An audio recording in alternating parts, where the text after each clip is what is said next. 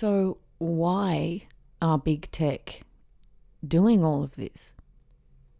It seems to be the question that many of us feel we have an answer for. And the reason I'm wanting to talk about this today is because yesterday I became aware of a lot of discussion here on YouTube,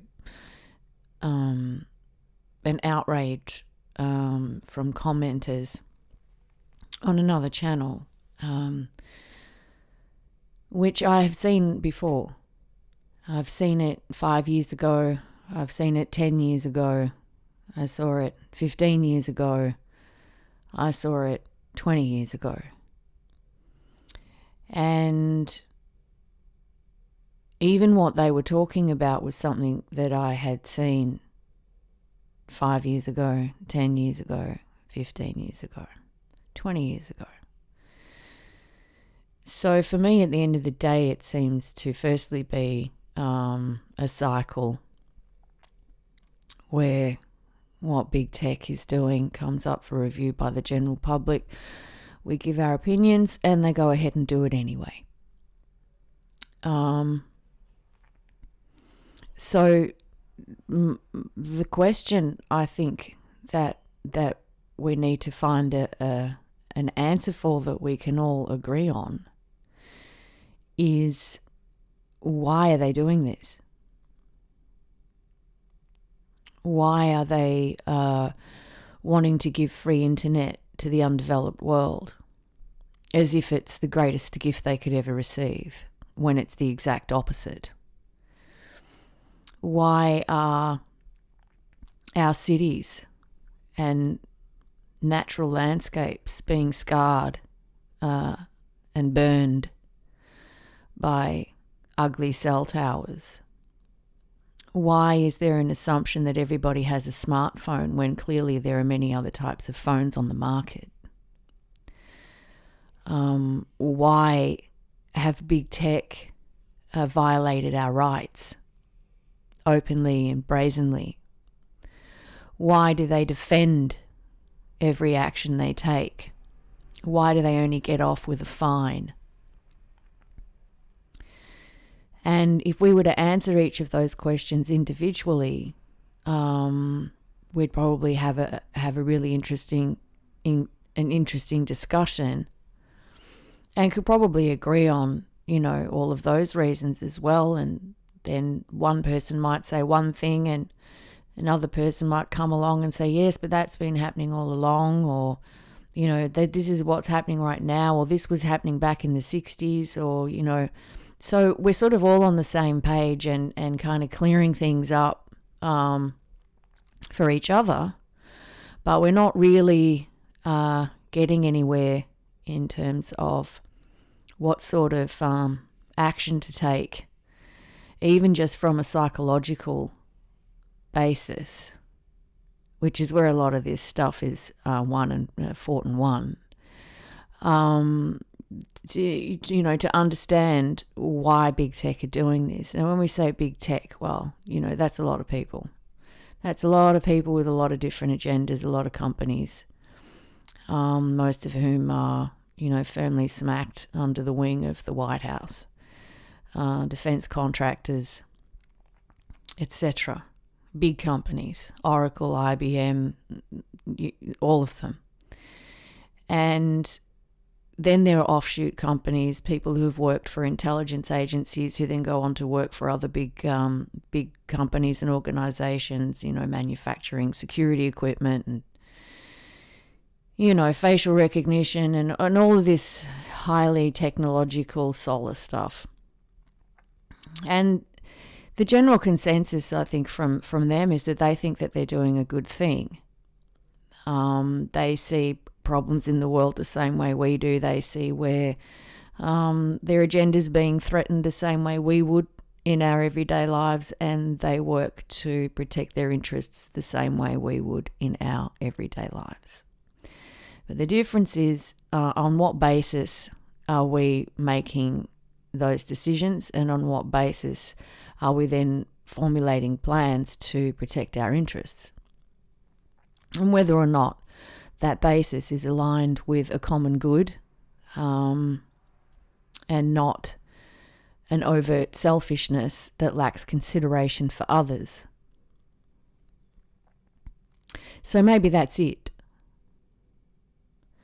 I mean, maybe that's it. Maybe big tech and everybody involved are just selfish and they lack consideration for others. Maybe that's just it. And from there they're enabled to make lots of money and accumulate power and run monopolies like Facebook, the ugliest, grossest, most disgusting monopoly online. Google, the arrogance, the lack of consideration for others, the spiritual immaturity that has been on display for decades. And this is going to hurt them. It'll hurt their feelings once that sort of commentary works its way past the gigantic wall of cash, which they feel very comfortable sitting behind. So yeah, why big tech doing this? So, as far as microcosms and macrocosms go, I thought, well, I'm going to have a little look at, what happens for us in our everyday lives and what we find motivates us and why we do things, and what we do, what happens to us that we don't appreciate. At the end of the day, I think this is a human question. I'm going to give big tech the benefit of the doubt and count them as human for now. And we'll see what happens. Now, just say you have a healthy social life. You're productive at work. You're reasonably happy with your job. Maybe you have family. Maybe you're a bachelor. Maybe you're a young lady out to conquer the world and you're feeling great. Everything's good. And while you go about your business, you're pretty self-driven and you're focused on what it is you want to achieve. And you haven't really seen any flags thrown up warning you not to. You want to enter an industry that's well established and that everybody seems to be getting some enjoyment and benefit from. There's nothing wrong with that, right? Not at face value. But you get into that line of work, you find that it's very demanding, the pay's great, but suddenly your customers aren't necessarily happy, and the government comes along and holds everything that you're doing up for review.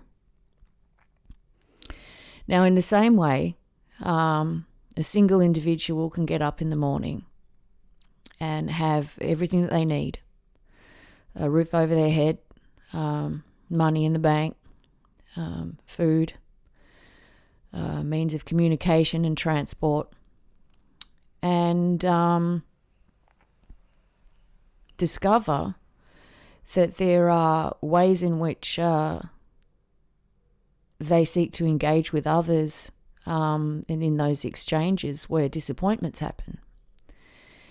And that single individual is suddenly on the other end of a dilemma where there's a problem through everyday life stuff, and people are busy. People can't always call back when you'd like them to. Sometimes people cancel whatever it might be that you've organised to do together. But overall, there's a general consensus that everyone's just a bit worn out and they don't really have much time for you. Now, in that respect, you're now the customer who's not happy with the service that you're receiving. And I think what we need to do, if we look at those two scenarios, is look at what ties them together.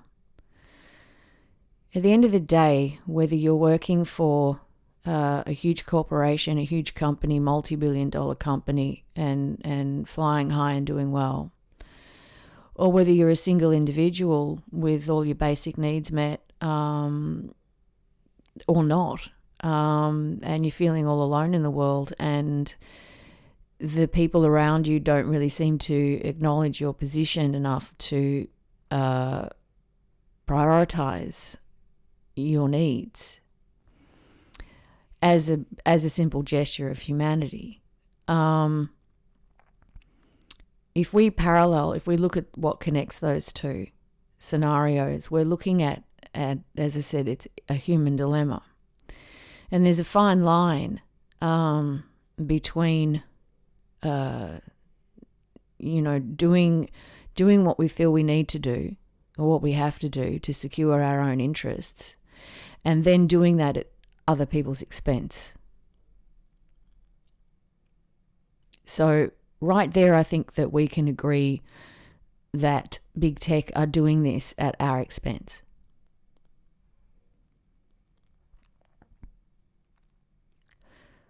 Literally at our expense. And the cost that we are expected to wear is far greater than we're aware of. It's not just financial. We're at risk of completely roboticizing modern society, ripping out the heart and the soul of it, and becoming self-interested, self-absorbed, selfish, snotty little pigs.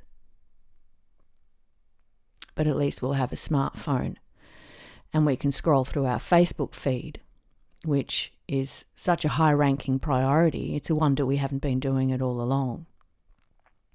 Sarcasm note.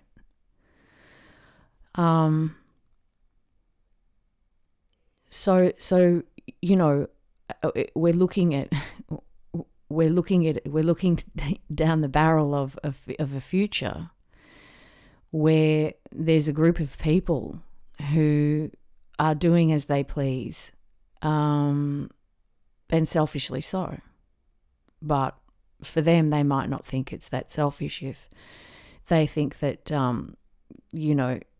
they data mine the general public, and the general consensus is that everybody's on board. Well, the interesting thing is with that is that what is the mentality of the people they're asking? They're asking the people who have already been programmed to not reject the technology. So it's not really a fair poll, is it? And those of us, the free thinkers, the independent thinkers, the ones who have done our research and know the facts, are targeted by the system and shut down and silenced very quickly. I think it speaks for itself. What we need to understand is why. Why are they doing this? I mean, I'd like to ask them, all of them, including the United States Department of Defense, including DARPA, including IBM, including all of them, why are you doing this? I mean, do you guys even know? What drives you when you get up of a day? Do you get up of a day and think, I'm really happy with the job that I'm doing because I'm serving people? Because I have everybody's best interests in mind? Because I'm noble? Because this is what the world really needs? I mean, if you do, can we get an explanation on your line of thinking, please?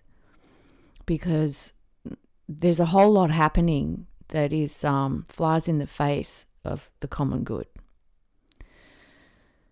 There's a whole lot happening and a whole lot of research that's been done and a whole lot of evidence being put forward that what you're doing needs to stop and be reviewed before you go any further. It really doesn't make a lot of sense to be subjecting everybody to the same paradigm if the end result of that paradigm is you die too. I mean, what's the point? We're born, we live, we die. This is the paradigm that you're teaching people. This is the paradigm that you want people to get on board with. It actually is a lie for a start. That's not the potential of the human being. Artificial intelligence is not the potential of the human being. It's a cheat code. So you know, there's, even when we really look at what our lives are and what they represent, and our average lifespan being around 80 or 90 or something, not even. What are we doing? What are you doing, and why? I'm trying to understand, because there's not a whole lot about it that makes sense. And to understand what big tech is doing, you guys, and for everybody else listening, them, that a simple question, why are you doing this, cannot be answered simply, to me is a red flag in itself, because any righteous act, anything that is done for the common good, has a very simple answer that cannot be refuted. But we're not hearing that. We've never heard that. And I think that we're getting to a point where there is going to be a resistance from certain areas of the general public and from the planet that force big tech to stop what they're doing and review. We, as natural life forms, are not intended to be subjected to artificial systems. This is a no-brainer. This is a complete and total no-brainer. You know, some people talk about, well, how can we have a healthy relationship with technology? Well, it depends on how the technology is made and how it's put together first. We can't actually dictate what a healthy relationship with technology is if we don't first understand the technology itself. We could be making a bad call. We could be saying that there is such a thing as a healthy relationship with a smartphone because we don't understand what a smartphone is, what it's doing, what it's made of, and the effect that it's actually having. And at the minute that we do understand these things, we suddenly realize what a ridiculous thing it is to assert that a healthy relationship with a smartphone is possible. It's like picking up plutonium and saying, I can have a healthy relationship with this, you know, or carrying a nuke around in the boot of your car saying, oh, she'll be right, mate. You know, so we're getting to a point where more and more discussion is coming up publicly that we, the people, are feeding into government systems, the internet, all being data mined and up for review by them or up for, you know, surveying, and so that they can plan a workaround or devise a new algorithm to silence and discredit and censor people from speaking in a civil manner on these issues, simply so they don't have to address it. We're still not really getting to the reason why. I mean, maybe they do have a reason that if they were actually honest with us, they could just say, well, you know, this is the business we're in. We're looking to secure a way of life here on this planet for everybody, where everybody gets what they need. We have to do that by automating the economy and keeping it in such a way as that competition still exists to promote, you know, human potential and striving. And, you know, come on, you only have to look at the Western world now. At least you've got basic sanitation, and most of you have a roof over your head. Sorry, you have to slave 40 hours a week to get it. But we think we're still on the right track. So if you can just bear with us for a second, we'll just be over here totally cleaning up, making billions and billions of dollars, And we're hoping we can still rely on you to be on board with us while we do that. I mean, okay. And how about no? I mean, we're looking at a modern history, apart from the fact that it's all part of a simulation anyway. But in terms of our human experience and what we're actually experiencing within this, and the suffering that people go through, we're looking at a modern history that doesn't actually have a good track record. I mean, seriously, if it was modern society's resume, in comes Marky Zuckerberg or whoever, Elon Musk, whoever goes, oh, this is our resume. This section, modern history. This is our resume. What do you reckon? It's not looking good. I mean, if you actually look at what's been done in modern history, look at the wars, look at the barbarism, the savagery. Look at the way people treat each other, even in 2021. Cold, callous, and cruel. Is this something you want on your resume? I'm an asshole? I mean, is that how we sum up modern history? Oh, look, an asshole turned up.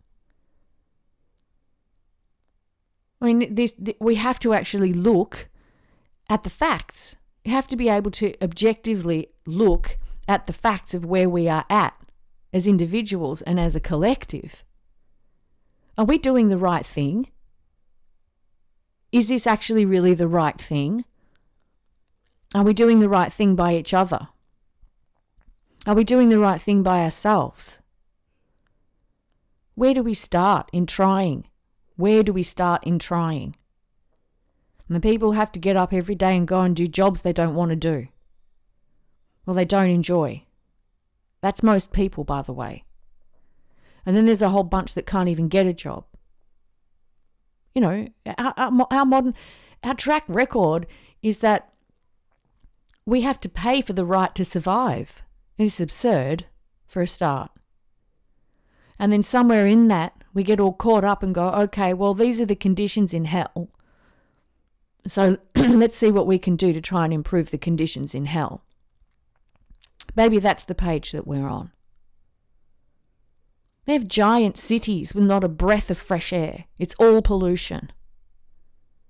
And despite global warming, nobody wants to live with polluted air.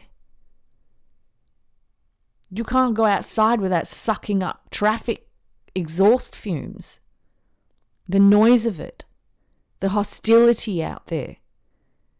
You can't see a single happy face. Oh, they all smile for Facebook. Everybody's on Facebook smiling. But as soon as they've taken that pointless selfie and posted it, they put their phone back in their pocket and go back to being long-faced and somewhat uptight as they try and navigate themselves, and they navigate through the world, their day, their work, their friendships, their relationships, their troubles. What are we doing when we are basing our next decisions on an artificial representation of how we really feel every day? People smiling on Facebook, people being funny on Facebook, people putting on a show for Facebook, any social media network, putting themselves across in such a way that is not indicative of how they really feel. They are lying. We've all been taught smile for the camera. Fine. It's a courtesy. You don't want to go showing people your long face. But let's be honest here. If we're going to be making decisions on our future, the future of the individual, the future of a country, the future of the global collective, we actually have to look at where everybody's really at, not just where these guys think everybody's at in La La Land, online. You know, look at all the YouTube programs that you've got. Shows of commentators and guys doing interviews with well-known people, and well-known people doing interviews with other well-known people, and everybody's having this global conversation. Now, what happens when the cameras are off? The only thing that we're being presented with, apart from the great content that's in the conversations, but the imagery, the environment that we're being presented with is, to a large extent, concocted. It is put together to put on a show. For some, there's lighting involved. There's a backdrop involved. There's a set. There's a particular way of speaking. There's humour. There's this entertainment vibe that's running through it that creates this cyber environment and perception that everybody's having a great time.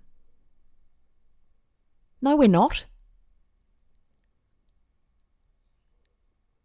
When all that work's been done, those computers get turned off, that camera gets turned off, that microphone gets turned off. We all go back to facing actual reality. And it's not the content that's on Facebook. It's not the content that's on Twitter. It's not the content that's on Instagram. It's none of those things. It's something altogether different. 7 billion people all want one thing: love.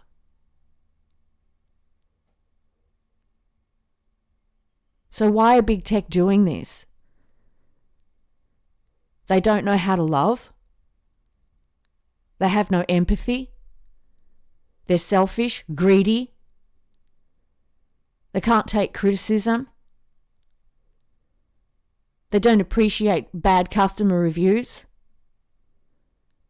They want to secure their own preferred presidential candidate.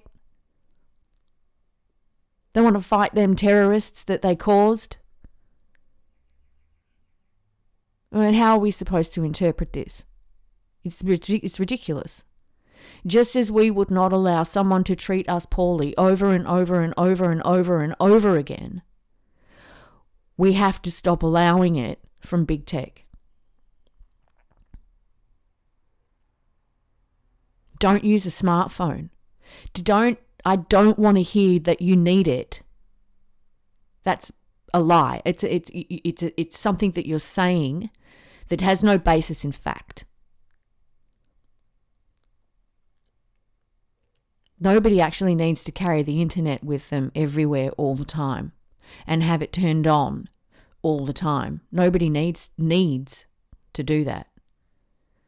That's another conversation. If that's what's being said, or if anybody actually really feels that, well, we need to have a different kind of conversation so I can set you straight.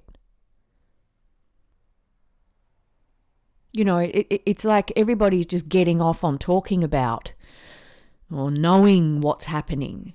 Yes, I know that they're spying on us. I know that it's doing bad things to my brain. I know that it caused a nervous breakdown. I know that it's hacking away at my nervous system. I know that I could get brain nuked. I know that it could kill me. As if it's just, a knowledge contest.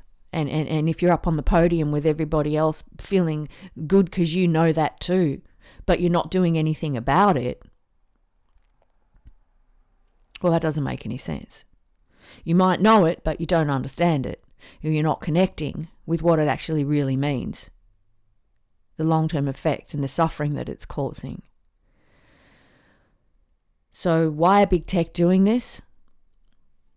Maybe I've touched on some of those reasons, the underlying reasons that I think we can all learn from, whether it is in business, in how we address big tech without concerns, not that they'll listen, in what we decide to unplug from, or in our daily lives with other people. We deserve better than this. We deserve better than being treated like this. We work too hard to be treated like this by selfish people. Maybe it's as simple as that. And on a personal level, they say, oh, you need to know your own worth. Well, maybe as a collective, we need to start understanding what our own worth really is. Maybe we need to start looking into what our true potential really is without artificial interference. Maybe we need to start protecting our children from screens in classrooms. Maybe we need to stop taking photos of newborn babies with a smartphone, putting it right up to their head. Maybe pregnant women should not be carrying a smartphone on them at all. You think about that one. There are so many things that we could be doing, that we could be addressing to help us actually face the reality of what big tech is doing. And to understand why, we have to understand why, so that we can address this with them. I said in a previous podcast that, none of this technology happens without scientists who've done experiments. And we talked about scientists who have no conscience. And they don't report their findings in such a way as that consider long-term consequences.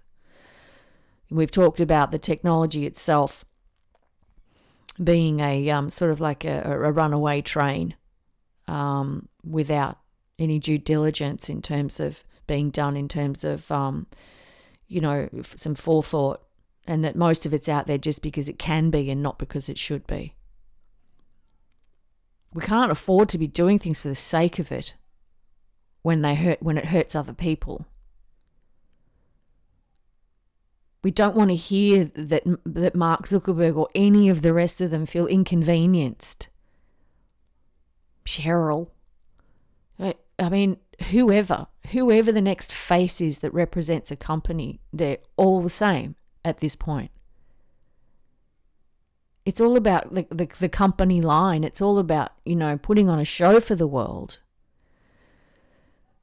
And just sort of going by ratings from, the general public in terms of audience participation, and not really looking at the content of the show and whether or not it's beneficial. These decisions that we're making for the future have to be founded on something real. They have to be founded on an objective understanding of the reality we're at right now. They have to be founded on looking back and learning from history, not ignoring history and repeating the same mistakes, or worse. So that's what I wanted to say for today. I think it's great that there's some conversations happening about this for the 100th time, the 1,000,000th time over the last 20 years. But I don't hold out any hope at this point that those conversations are going to have people ditch their smartphones for a normal cell phone. I think that connection needs to be made very simply, and if you really believe in something, then do something about it, or at least don't hurt anybody else, and even if you don't understand why it's bad, at least make an effort to not harm others, or be mindful of others and be considerate of others. Don't be selfish. Do what you can to balance securing your own interests in surviving, and some respect and regard for the common good and the people in your life, without whom you would very quickly find yourselves to be completely alone and wishing you'd been a little nicer. That's the future that I see for big tech. I actually see a future where these systems have been abandoned. I'm not sure how that's going to come about right now, at the moment, because I'm hearing a lot of talk, but I'm not seeing a lot of doing. It's a whole lot more than entertainment. We can't answer the question, what's a healthy relationship with technology? How can we have a healthy relationship with technology if we don't understand the technology in the first place? That's the first question. What is this technology? What is it doing? What has it done to us so far? What is it responsible for? Do we need it? Do we actually really need it? Or is it just computer people showing off for some further goal of automating an economy? I mean, honestly, I don't think they even buy it. I think most of these people that are in these high-flying jobs, they're behind the scenes on this, I don't think they even buy it. I think they go home from work at night going, oh God, what a day at work. This is all ridiculous, but whatever. Nobody's being real on this. They aren't. And if you're sitting there with a smartphone on right now, you're not being real either. Or sharing your stuff on social media and your opinions and stuff. Are you being real? I mean, I'm not saying everybody should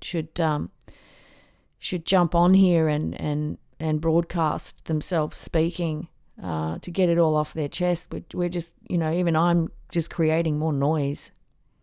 But some horrible catch-22 has been created where people like myself are feeling compelled to speak to try and make it all stop. Not because we want to live forever, but because it's wrong and it makes living unenjoyable. Nobody even walks around with a smile on their face anymore. Nobody's even enthusiastic or genuinely excited about anything anymore. Unless they're delusional because they're plugged into Facebook. That's not real. You can't just simulate a reality and pretend that it's real when it's artificial and it hasn't addressed the real problems of what we as human beings really need, and how we can go about giving that to ourselves and each other. No device is needed. No single technological device is needed for us to do that. Anyway, the What is a Simulation series will continue soon. I promise I'll get back onto that. Just wanted to put that out there on Sunday, the 2nd of May, 2021, or 2056, depending on your point of view. Thank you very much for listening, and I'll be back again soon.